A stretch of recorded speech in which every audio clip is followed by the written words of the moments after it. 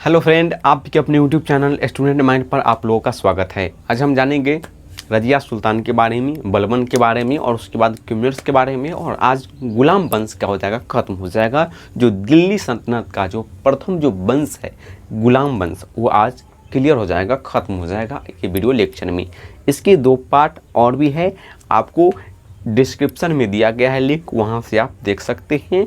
और ज़्यादा से ज़्यादा वीडियो को लाइक करें, सब्सक्राइब करें और दोस्तों के साथ शेयर करें। तो गुलाम वंश क्या सबसे महत्वपूर्ण VVI टॉपिक होने जा रही है, तो इसको आसानी से और ध्यानपूर्वक देखिएगा कि कैसे क्वेश्चन इसे बनते हैं। तो दिल्ली सल्तनत में 5 वंश थे, जिसमें से गुलाम वंश आज खत्म हो जाने वाले। इसके 3 वीडियो लेक्चर हमने आपको प्रोवाइड किए हैं। तो चलिए शुरू करते हैं। रजिया सुल्तान हमने देखा शुरुआत में किस प्रकार मोहम्मद गौरी के जो दास थे कुतुबुद्दीन ऐबक, उसके बाद हमने देखा कि उसका एक आराम सा, उसके बाद हमने इल्तुतमिश के बारे में देखा। इल्तुतमिश के बारे में हम रजिया सुल्तान के बारे में देखेंगे, फिर रजिया सुल्तान के बारे में। उसके बाद 3 शासक हुए हैं, इतनी महत्वपूर्ण नहीं, उसके बारे में थोड़ा कुछ जानकारी को हम एकत्रित करेंगे। उसके बाद बलबन हुए हैं, बलबन के भी उत्तराधिकारी सुयोग हुए हैं, अयोग हुए हैं। उसके बाद क्यूमर्स जो लास्ट शासक रहे हैं और उसी को हत्या कर दिया है कौन, जलालुद्दीन खिलजी ने हत्या कर दिया है, क्योंकि उसका संरक्षक था। और यही जलालुद्दीन खिलजी ने क्या किया है, खिलजी वंश की स्थापना किया है, जो दिल्ली सल्तनत का दूसरा वंश कहा जाता है।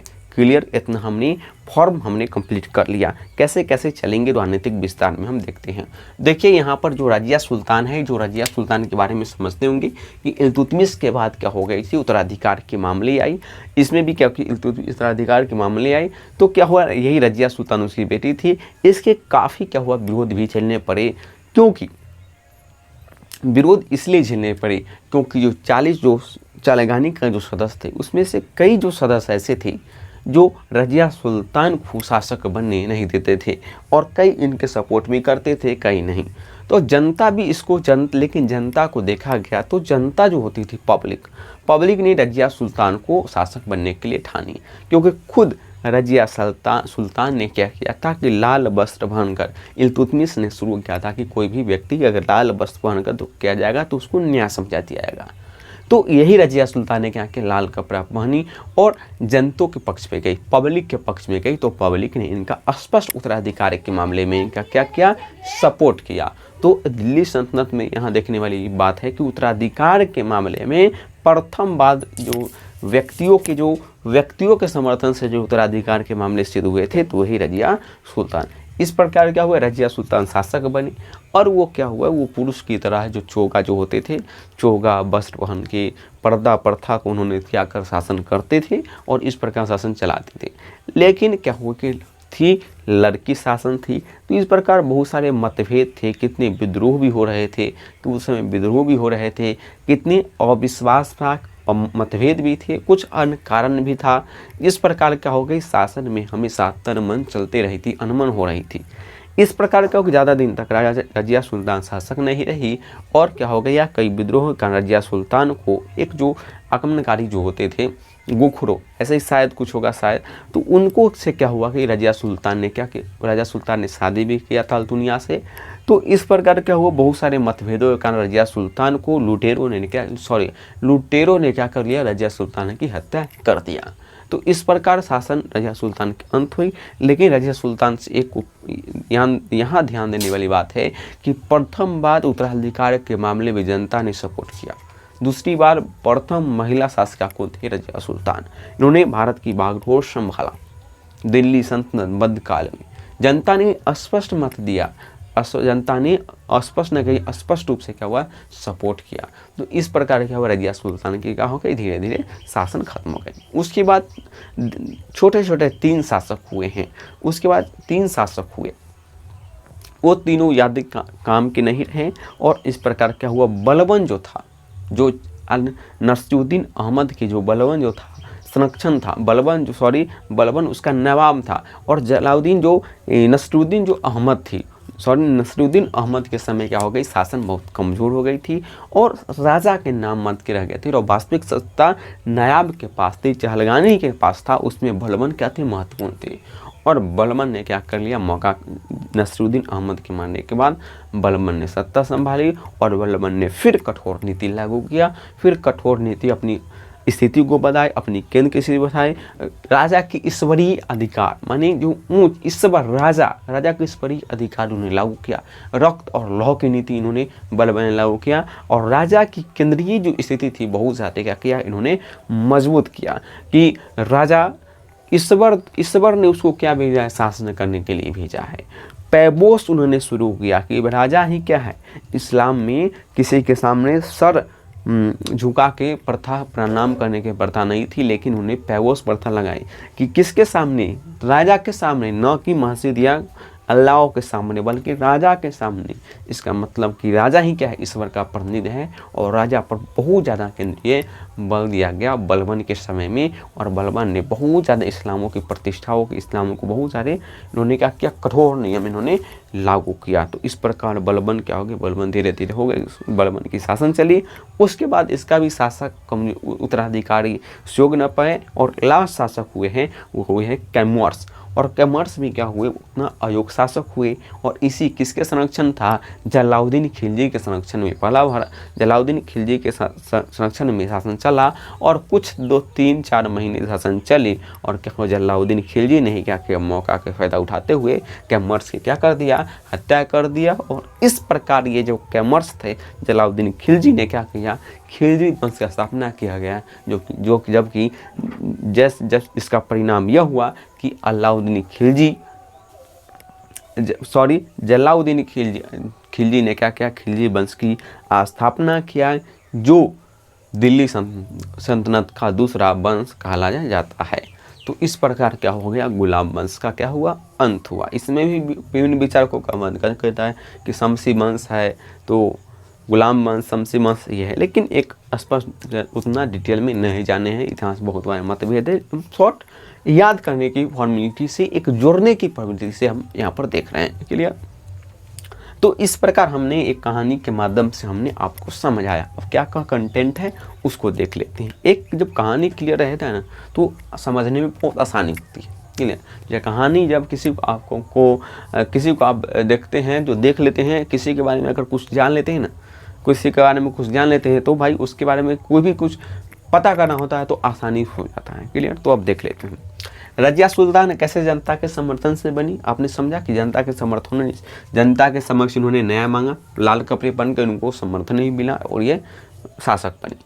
प्रथम महिला शासिका थी भारत के दिल्ली सल्तनत का प्रथम मध्यकाल में प्रथम महिला शासिका कौन थी, रजिया सुल्तान थी।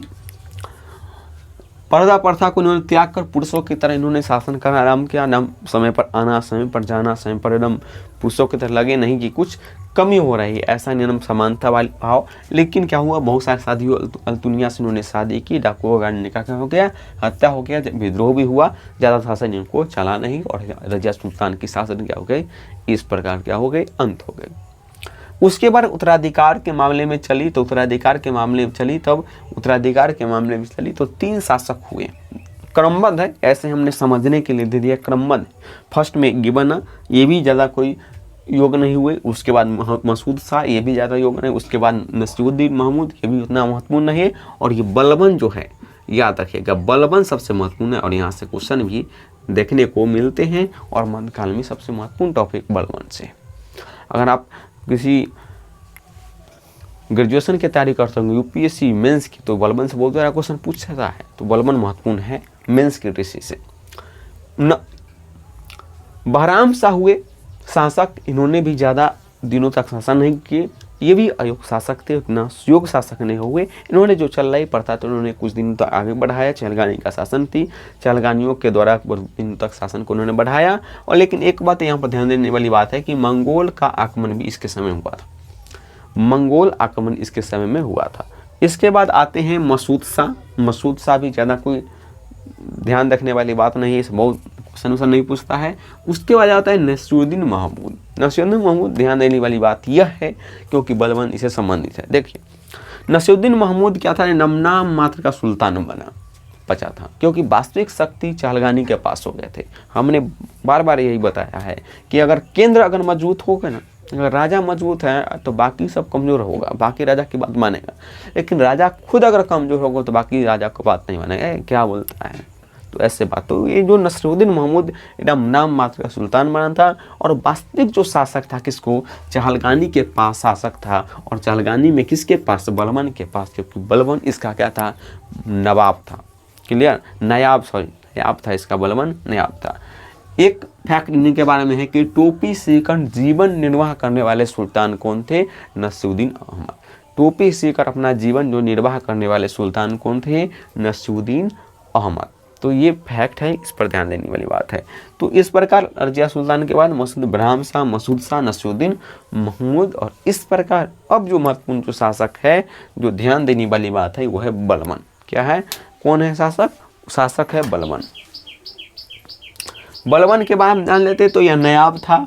वास्तविक शासन का जो होता है कि एक्सपीरियंस इन्होंने यहाँ से तो प्राप्त कर ली थी, बहुत सारे शासकों से एक्सपीरियंस, बहुत ये यहाँ से भी शासक करते, यहाँ इसमें भी शासन पढ़ते, इसमें भी एकदम महत्वपूर्ण हो गए। तो इनको शासन का पूरा एक्सपीरियंस हो गया था। बलबन अपना आगे बढ़ा कैसे, बलबन का एक्सपीरियंस हो गया था। न कहता कि इतना दिनों से काम करते करते एक्सपीरियंस हो गया था, कहाँ कमजोरियाँ है, कहाँ मजबूतियाँ है, कब किसको पटकना है, इसको पूरा पता हो गया था बलबन को। तो इस प्रकार बलबन ने अपनी योग्यता दिखाई भी, योग्यता इन्होंने दिखाई। और बलबन के बारे में जान लेते तो ये 40, वही चहलगानी का क्या था, 40 सरदारों का सदस्य था, वही चहलगानी का क्या था, बलबन इसका सदस्य था। वास्तविक नाम इनका क्या था, बहाउद्दीन इनका वास्तविक नाम था। इन्होंने क्या किया, अब जैसे ही चहलगानी से इन्होंने शासक बना, चहलगानी को ख़त्म कर दिया, क्योंकि इन्हें बलबन ने देख चुका था कि राजा को नियंत्रित कौन करता है, चहलगानी करता है। चहलगानी जरूर शक्ति लेता है, कोई भी कुछ राजा अगर बोलता है तो चहलगानी फट से ठहरा हो जाता है, कहता है कि ऐसा होनी चाहिए, ऐसा नहीं होना चाहिए। तो उन्हें देख चुका था कि किस प्रकार राजा को शक्ति केंद्रित करता है। इन्होंने चहलगानियों को क्या शासक बना और चहलगानी को समाप्त कर दिया। तो उन्होंने क्या कर दिया, चहलगानी को ही समाप्त कर दिया। चहलगानी जो था उसको क्या कर दिया, इन्होंने अंत कर दिया। तो क्वेश्चन पूछेगा, अब इल्तुतमिश ने स्थापित किया और बलबन ने इसको समाप्त कर दिया। तो 2 क्वेश्चन यहाँ पर ध्यान रखिएगा। इन्होंने आया रक्त और लौह की नीति उन्होंने अपनाया, रक्त और अपने विद्रोहियों के प्रति रक्त और लौह की नीति, तलवार। और एक स्टेटमेंट भी बदायूं कहता है, एक बदायूं इतिहासकार है, वो कहते हैं कि बलबन जब कहता था कि जब मैं किसी असहाय व्यक्ति को देखता हूँ तो मेरी आंखें जलने लगती है और मेरी हाथ तलवार पर जा पड़ता है। तो इस प्रकार की स्टेटमेंट थी किसकी, बलबन की थी। तो रक्त और लौह की थी पूरी तरह।